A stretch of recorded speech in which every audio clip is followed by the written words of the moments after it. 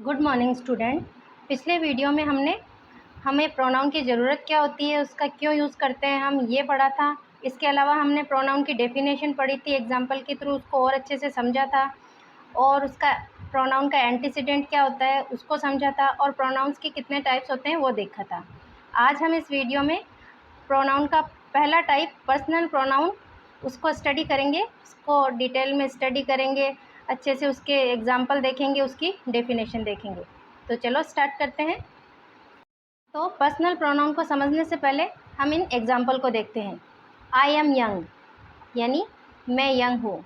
We are young हम young है। You are young तुम यंग हो। दे आर यंग वे सब यंग है। ही इज़ यंग या शी इट इज़ यंग। तो यहाँ पे ये आई, वी, यू, दे ये सब पर्सनल प्रोनाउन कहलाते हैं। क्यों कहलाते हैं पर्सनल प्रोनाउन? क्योंकि वो किसी पर्सन के लिए यूज़ किए गए हैं। अब वो पर्सन कितने होते हैं इंग्लिश में?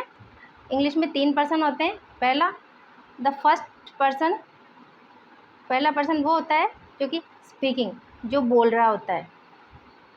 Second the person spoken to यानी जिससे बात कर रहे हैं हम, वो दूसरा पर्सन होता है।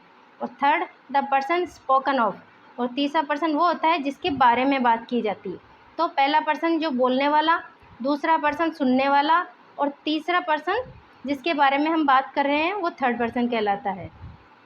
तो the pronoun I and we, pronoun I और we which denote the person और पर्सन स्पीकिंग, जो कि कौन बोल रहा है इसके बारे में बताते हैं, जो बात करने वाला है उसके बारे में बताते हैं।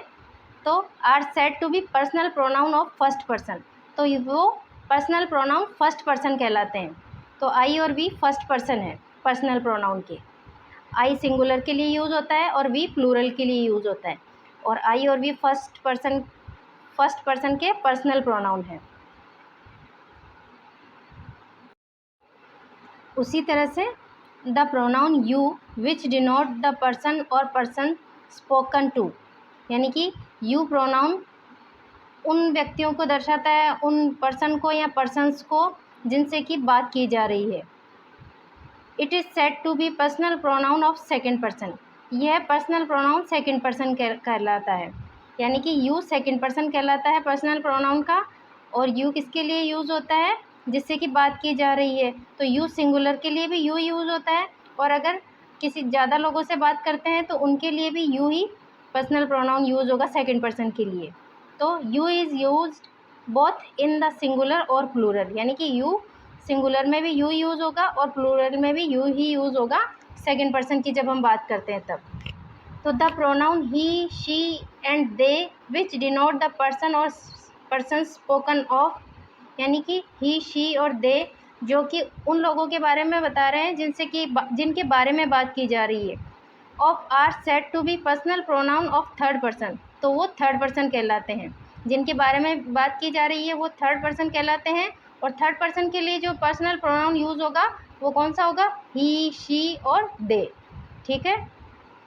It Aldous it denote the thing spoken of, it है ना चीज़ों के बारे में बताता है जिसके बारे में बात की जा सकती है।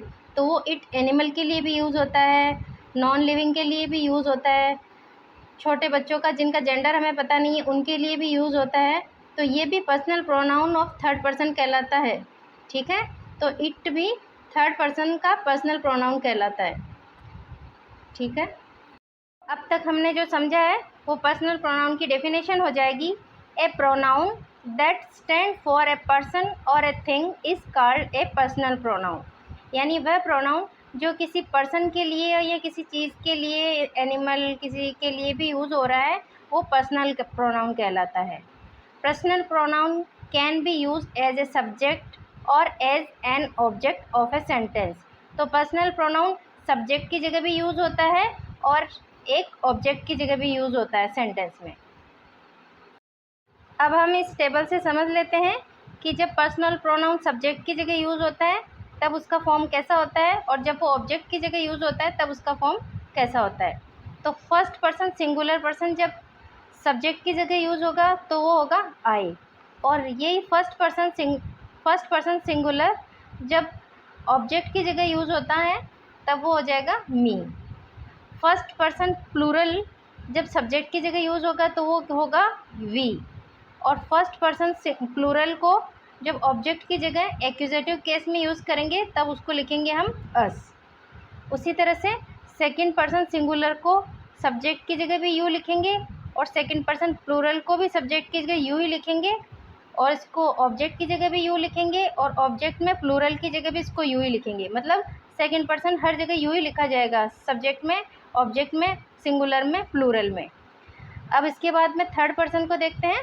तो थर्ड पर्सन में सिंगुलर नंबर होगा, जो मेल के लिए आएगा तो उसके लिए ही लिखेंगे और फीमेल के लिए आएगा तो शी लिखेंगे। ये तो सब्जेक्टिव केस में आएगा, या नॉमिनेटिव केस उसको कह सकते हैं। सब्जेक्ट की जगह या नॉमिनेटिव यानी किसी नाम की जगह जब यूज़ होगा तो मेल के लिए सिंगुलर के लिए यूज़ होगा तो ही, और फीमेल के लिए सिंगुलर के लिए यूज़ होगा तो शी।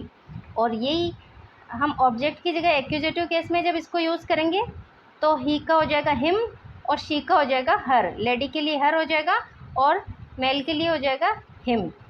और इट किसी थिंग्स के लिए आ सकता है, वो चाहे वो नॉन लिविंग थिंग हो, एनिमल हो, या किसी का जेंडर हमें पता नहीं हो तो उसके लिए इट आता है। तो ये सब्जेक्टिव केस में इट आएगा और ये ऑब्जेक्टिव केस में भी इट ही आएगा। और थर्ड पर्सन प्लूरल हो जाएगा दे सब्जेक्टिव केस में, और थर्ड पर्सन प्लूरल हो जाएगा देम ऑब्जेक्टिव केस में।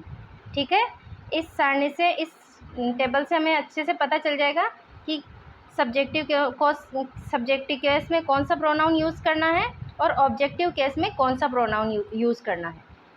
अब पर्सनल प्रोनाउन के कुछ एग्जांपल देख लेते हैं। जैसे Aarav is a good boy, तो यहाँ पे ये आरव है, ये नाउन है, इसकी जगह यूज़ हो जाएगा pronoun he is a good boy. तो ही क्या हो गया, ये पर्सनल प्रोनाउन का एग्जाम्पल हो गया।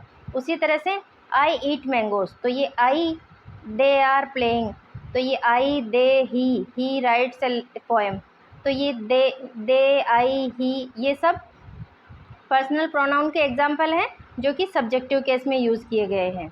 ठीक है, in the above sentence he, I, they are use as a personal pronoun in a subjective case. तो आई और ही, दे, ये सब पर्सनल प्रोनाउन सब्जेक्टिव केस में यूज़ किए गए हैं, यानी सब्जेक्ट की जगह यूज़ किए हैं तो वो सब्जेक्टिव केस हो गया। इसी को हम नॉमिनेटिव केस कहते हैं। अब ये है, अब दूसरे एग्जांपल देख लेते हैं। Please do not sit beside me, यानी कि मेरे पीछे मत बैठो। गो टॉक टू हर, जाओ और उनसे बात करो।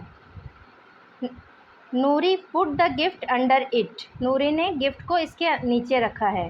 डोंट लुक एट देम, यानी कि उनकी तरफ मत देखो। तो ये मी, हर, इट और देम ये वर्ब के बाद में यूज़ हुए हैं और ये ऑब्जेक्ट की जगह यूज़ हुए हैं। प्रेपोजिशन के बाद में यूज़ होता है, वो भी एक्यूजेटिव केस ही कहलाता है। यहाँ पे ये एट प्रेपोजिशन है और इसके बाद में जब ये प्रोनाउन आया है तो ये भी एक्यूजेटिव केस में ही कहलाएगा, जिसको ऑब्जेक्टिव केस भी कहते हैं। यहाँ पर भी ये अंडर प्रेपोजिशन है, जिसके बाद में ये इट आया है तो ये भी एक्यूजेटिव केस में, या इसको बोल सकते हैं हम ऑब्जेक्टिव केस। ठीक है, तो ऑब्जेक्टिव केस में यूज़ हुआ है इनका।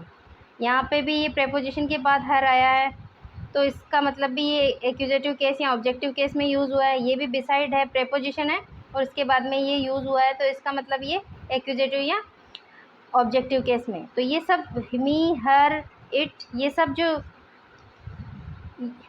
ये देखो, in the above sentence me, her, it, them are use as a personal pronoun in a objective case, यानी कि जो प्रेपोजिशन के बाद में जो यूज़ होता है वो भी ऑब्जेक्टिव केस ही होता है। और एग्जांपल देख लेते हैं। राजू किल्ड हिम, राजू ने उनको मारा, तो यहाँ पे ये हिम है, ये ऑब्जेक्टिव केस में यूज़ हुआ है, ये ऑब्जेक्ट की जगह यूज़ हुआ है तो ये भी ऑब्जेक्टिव केस का ही है, एक्यूजेटिव केस। रानी मैम टॉट मी, तो ये भी एक ऑब्जेक्ट की जगह यूज़ हुआ है, पर्सनल प्रोनाउन, तो ये भी ऑब्जेक्टिव केस में यूज़ हुआ है तो ये ऑब्जेक्ट होगा। In the above sentence him and me are also used as a personal pronoun in objective case. ठीक है, तो मैंने बताया कि ये दोनों शब्द हैं जो ऑब्जेक्टिव केस में यूज़ हुए हैं। सब्जेक्टिव केस और ऑब्जेक्टिव केस क्या होते हैं?